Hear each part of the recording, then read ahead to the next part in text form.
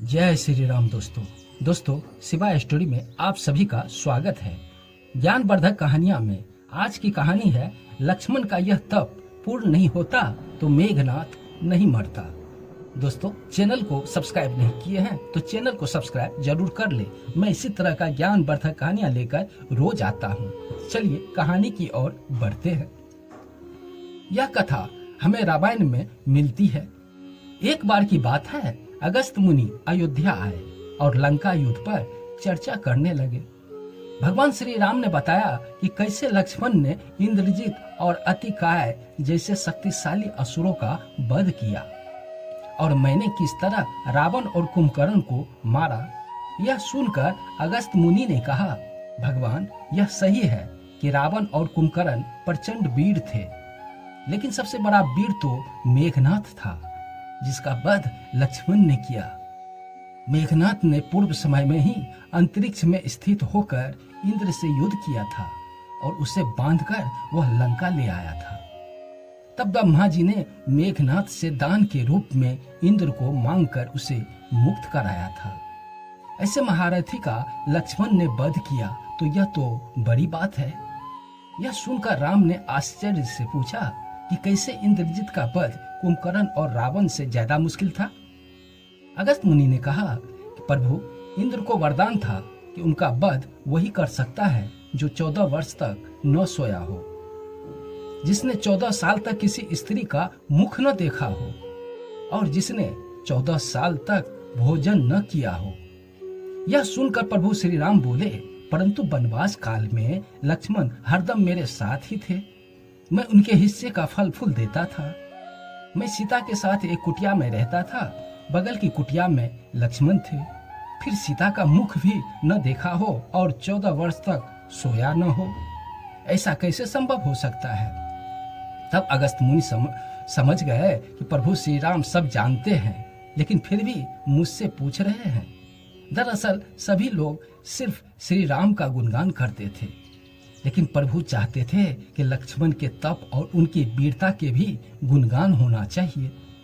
तब अगस्त मुनि ने कहा, क्यों न इसका राज लक्ष्मण जी से पूछा जाए। लक्ष्मण जी को बुलाया गया और जब वे प्रभु श्री राम के समक्ष आए तो प्रभु ने लक्ष्मण से कहा कि आपसे जो पूछा जाए उसे सत सत बताना। प्रभु ने पूछा कि हम तीनों 14 वर्ष तक साथ रहे, फिर तुमने सीता का मुख कैसे नहीं देखा? फल दिए गए फिर भी अनाहारी कैसे रहे? 14 साल तक सोए नहीं, यह कैसे संभव हो सकता है? तब लक्ष्मण जी ने बताया कि भैया, जब हम भाभी को तलाशते ऋषभ पर्वत पर गए थे तो सुग्रीव ने हमें उनके आभूषण दिखाकर पहचानने को कहा था। आपको स्मरण होगा तो सिया उसके पैरों के आभूषण पहचान नहीं पाया था, क्योंकि मैंने कभी उनके चरणों के ऊपर देखा ही नहीं था। अब 14 वर्ष नहीं सोने के बारे में सुनिए। आप और माता एक कुटिया में सोते थे। मैं रात भर बाहर धनुष बाण चढ़ाकर पहरेदारी में खड़ा रहता था। निंद्रा ने मेरी आंखों पर कब्जा करने की कोशिश की थी तो मैंने निंद्रा को अपने बाणों से बेध दिया था। कहते कि लक्ष्मण के बदले उनकी पत्नी 14 वर्ष तक सोती रही थी। निंद्रा ने हार कर स्वीकार कर लिया कि वह 14 साल तक मुझे स्पर्श नहीं करेगी।